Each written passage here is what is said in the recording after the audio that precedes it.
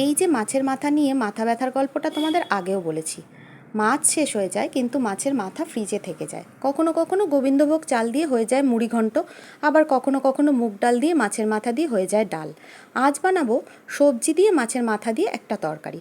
এটা খেতে কিন্তু বেশ ভালো লাগে, যদিও আমি মাছের মাথা একদমই পছন্দ করি না। এই সবজির মধ্যে ছিল আলু, পটল, ঝিঙে, মিষ্টি কুমড়ো, বরবটি আর হচ্ছে বেগুন। একসঙ্গে আমি টুকরো করে লম্বা লম্বা করে কেটে রেখেছিলাম। মাথাটাকে খুব ভালো করে আগে ভেজে নিয়েছিলাম, তারপর তেলের ওপর বেশ খানিকটা রসুন ফোড়ন দিয়ে দিয়েছিলাম আর দিয়েছিলাম 5 ফোড়ন। এই দুটো মশলায় কিন্তু বেশ ভালো হয় সবজিটা।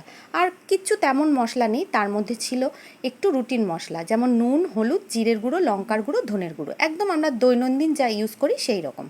সেইটা দিয়ে খুব ভালো করে মশলাটাকে মিশিয়ে নিতে হবে। অল্প জল দিয়ে দিয়ে কষিয়ে নিতে হবে। তারপর 5 থেকে 10 মিনিট ঢাকা চাপা দিয়ে দিতে হবে, একদম সিম করে গ্যাসটা। তারপর তুমি রিপ্লাই কমেন্ট করতে থাকো।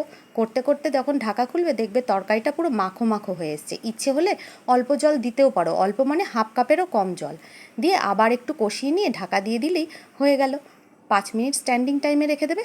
এই সবজিটা কিন্তু খেতে এবারে দুর্দান্ত হয়েছিল, তোমরা বানিয়ে দেখতে পারো। মাছের মাথা নিয়ে আমার এই হলো মাথা ব্যথা।